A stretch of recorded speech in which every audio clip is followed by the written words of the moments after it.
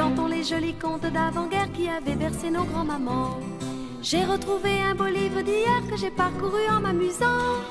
Petite fille d'autrefois qui faisait des bêtises, on ne t'oubliera pas. Tes bottillons, ta robe de dentelle, et bien aujourd'hui les revoilà. Les malheurs de Sophie, les bonheurs de Sophie, chantent dans la maison, dans les champs, dans les bois, à la belle saison. Les malheurs de Sophie, les bonheurs de Sophie, la rendent plus jolie chaque jour, chaque nuit quand elle désobéit.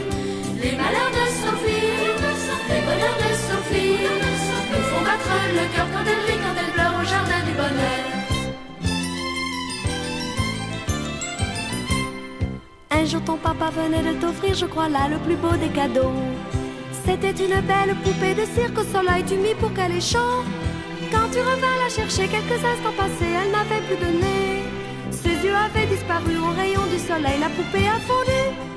Les malheurs de Sophie, les bonheurs de Sophie, chantent dans la maison, dans les champs, dans les bois, à la belle saison.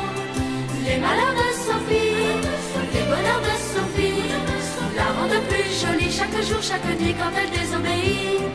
Les malheurs de Sophie, les bonheurs de Sophie, nous font battre le cœur quand elle rit, quand elle pleure au jardin du bonheur. Merci Sophie pour les 2 poissons rouges que tu as joliment découpés. Pour le thé au sable que rien ne bouge, au sucre remplacé par la crème. Pour les si bonnes confitures d'abeilles que tu as gentiment préparées. Ton cousin Paul est-il toujours pareil, tout près de toi pour te consoler?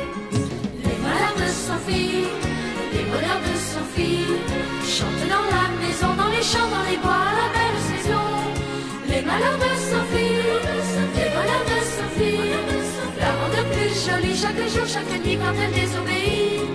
Les malheurs de Sophie, les bonheurs de Sophie, nous font battre le cœur quand elle rit, quand elle pleure au jardin du bonheur. Les malheurs de Sophie, les bonheurs de Sophie, la rendent plus jolie chaque jour, chaque nuit quand elle désobéit. Les malheurs de Sophie, les bonheurs de Sophie, nous font battre le cœur quand elle rit, quand elle pleure au jardin du bonheur.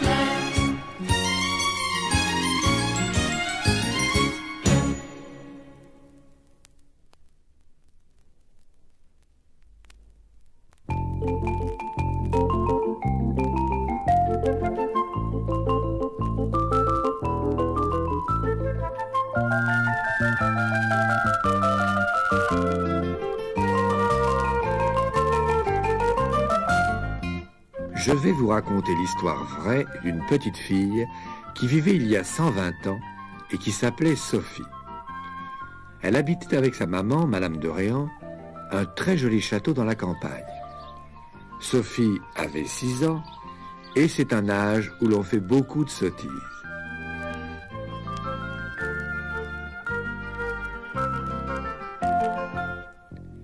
Mais cette petite fille-là avait plus que les autres le don de déclencher des malheurs.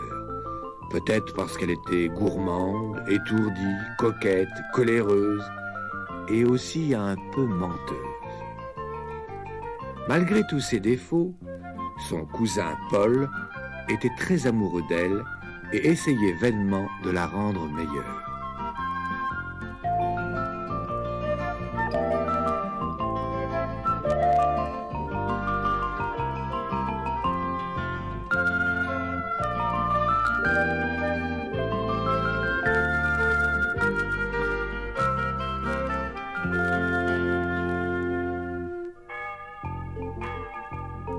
Sophie était très coquette, mais sa maman l'obligeait à porter en toute saison une simple robe de percale blanche à manches courtes avec des bottines noires.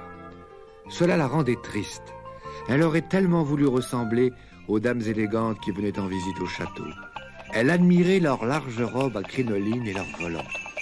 Mais surtout, elle louchait d'envie sur les longues boucles blondes de ses petites amies Camille et Madeleine de Fleurville. Il faut vous dire que Sophie avait les cheveux châtains, courts et plats.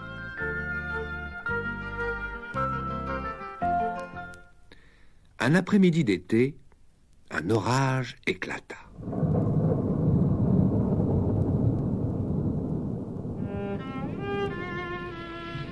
Sophie, qui s'ennuyait, sa maman lui ayant interdit de sortir, décida de monter au grenier. Elle trouverait bien là-haut de quoi s'occuper. Une vieille malle pleine de vêtements excita sa coquetterie. Elle se drapa dans un châle de brocart doré et posa sur sa tête un merveilleux bonnet de dentelle. Un miroir poussiéreux lui renvoya son image. Elle se trouva très jolie, à l'exception de ses cheveux qui lui parurent encore plus tristes que de coutume. Ah, si mes cheveux frisaient comme ceux de Camille ou Madeleine. En pensant cela, elle se souvint brusquement que les cheveux de ses petites amies frisaient plus quand ils étaient mouillés. Si je mouillais les miens, se dit Sophie, ils friseraient peut-être. Aussitôt dit, aussitôt fait. Voilà notre Sophie qui dévale 4 à 4 les escaliers et sort, malgré la pluie, se mettre sous la gouttière. Et c'est avec la plus grande joie qu'elle reçoit toute l'eau sur la tête, sur le cou, sur les bras, sur le dos. Lorsqu'elle fut bien mouillée, elle rentra au salon, toute dégoulinante. Sophie voulut courir dans sa chambre pour demander une serviette à sa bonne, quand elle se trouva nez à nez avec sa maman et son cousin Paul. Tous deux lui trouvèrent une figure si ridicule qu'ils éclatèrent de rire. « Ah, voilà une belle idée que vous avez eue, mademoiselle, lui dit madame de Réan. C'est sans doute une invention pour faire friser vos cheveux. Vous avez voulu vous rendre jolie et vous voilà affreuse. Je vous avais défendu de sortir, mais vous avez désobéi comme d'habitude. Pour votre punition, vous dînerez comme vous êtes, avec vos cheveux en l'air et vos oripeaux mouillés. »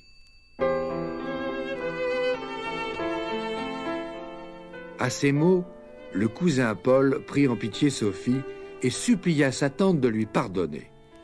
Sophie avait l'air si malheureux. Madame de Réan se laissa fléchir, mais envoya pourtant Sophie dîner seule dans sa chambre d'un bol de soupe froide.